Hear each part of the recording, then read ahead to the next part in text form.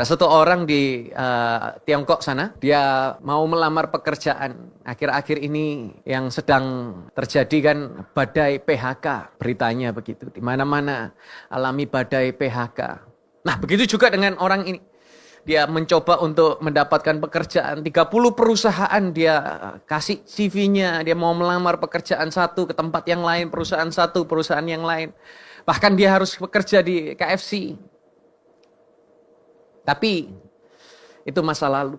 Sekarang saudara semua mengenal orang ini dengan nama Jack Ma, pendiri Alibaba.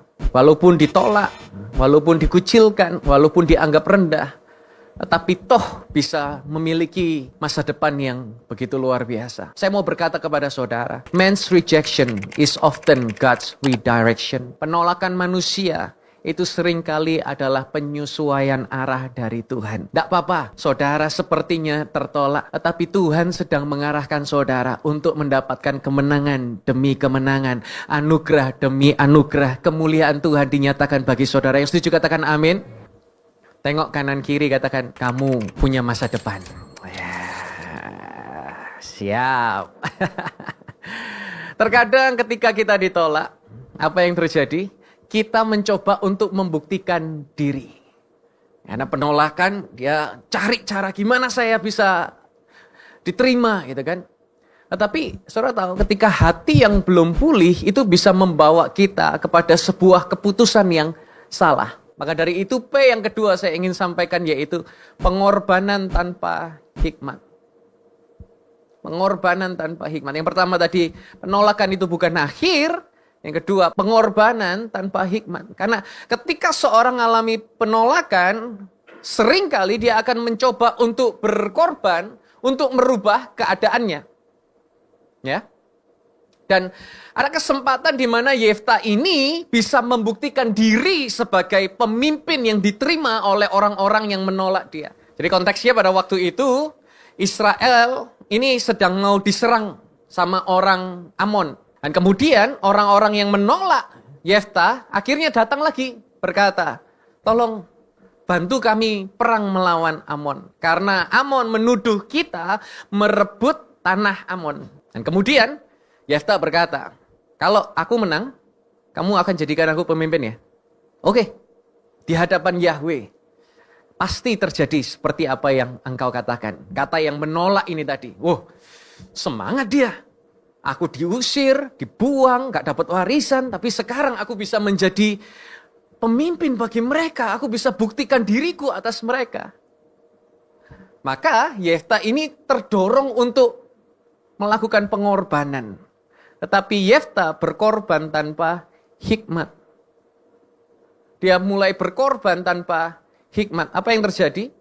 Yaitu adalah ketika dia mulai berkorban, dia berkata kepada Tuhan, Nasar. Karena sebegitu inginnya untuk mendapatkan penerimaan, kadang sebegitunya kita kepingin sesuatu itu berubah, kita jadi desperate. Pernah nggak saudara desperate sama Tuhan ya? Desperate itu sampai kalimatnya begini. Tuhan, kalau aku diberkati, aku nanti persepuluhan Tuhan. Pernah dengar kalimat ini? Tuhan, aku kalau sehat Tuhan, aku tak pelayanan Tuhan. Sungguh aku pelayanan. Pernah dengar kalimat seperti ini? Atau mungkin saudara pernah dengar kalimat, Tuhan aku kalau dapat promosi, aku akan titik. Saudara bisa isi sendiri. Nah, begitu juga dengan Yefta. Dia sebegitu desperate-nya, mau diterima, dia nasar sama Tuhan. Kira-kira nasarnya apa ya? Kalau aku menang Tuhan, Hakim-Hakim 11 ayat 30, katakan, Yefta menasar kepada Yahweh dengan mengatakan, jika engkau sungguh-sungguh menyerahkan orang Amon itu ke dalam tanganku, maka yang keluar dari pintu rumahku untuk menemuiku pada waktu aku kembali dengan selamat dari Bani Amon, ia akan menjadi milik Yahweh dan aku akan mempersembahkannya sebagai ganti korban bakaran. Jadi, Yefta ngomong sama Tuhan, Tuhan, kalau sampai aku menang, pulang selamat, aku diterima menjadi pemimpin, ya kan? Menang, pulang selamat, pasti aku diterima jadi pemimpin. Kalau sampai itu benar-benar terjadi, aku nasar sama Tuhan. siapapun yang menyambut saya pulang ke rumah, itu yang akan aku persembahkan sebagai ucapan syukur, ganti korban bakaran. Sekarang pertanyaan saya, menurut saudara, siapa yang muncul menyambut Yefta pulang pertama kali dia selamat melawan Amon? Ada yang tahu? Yang tahu ada Gope. Bercanda. Yang menyambut pulang adalah anak perempuannya. Dan anak itu adalah anak tunggalnya.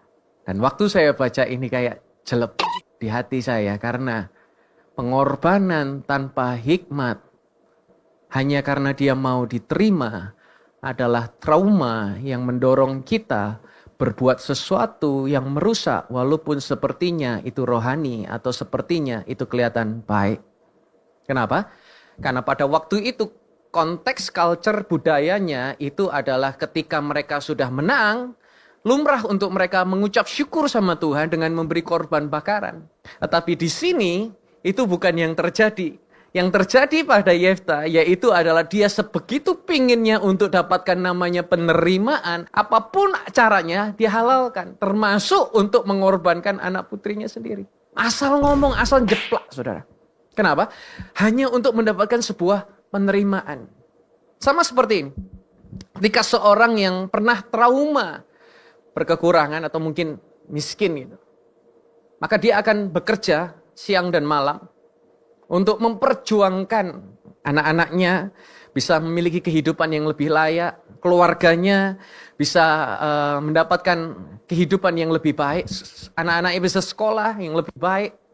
Tetapi ada pengorbanan yang kadang-kadang tanpa hikmat itu begini. Lupa meluangkan waktu bagi keluarganya lagi. Karena yang dikejar yaitu adalah untuk mencapai harta yang begitu melimpah. Tapi dia korbankan hubungan dengan keluarga. Niatnya baik, tapi tanpa hikmat justru menghancurkan hubungan keluarga. Atau contoh lain, seorang ayah yang memaksa anaknya ngambil jurusan tertentu demi nama keluarga. Hingga akhirnya anak itu memberontak dan hilang arah. Nggak tahu lagi karena nggak pernah jadi passion anak itu. Atau sebaliknya, contoh yang lain, memaksa anak untuk menikah hanya untuk keuntungan keluarga. Nah ini yang terjadi bagi Yefta. Dia menang di medan perang, tapi dia kalah di rumah dan kehilangan anaknya atau generasi berikutnya. Karena Yefta ingin membuktikan diri bahwa dia dapatkan penerimaan. Saya ingin berkata kepada saudara, jangan mempersembahkan apa yang Tuhan tidak pernah minta. Karena sebetulnya Tuhan tidak pernah minta anak perempuannya, tapi Yefta sendiri yang nasar sama Tuhan.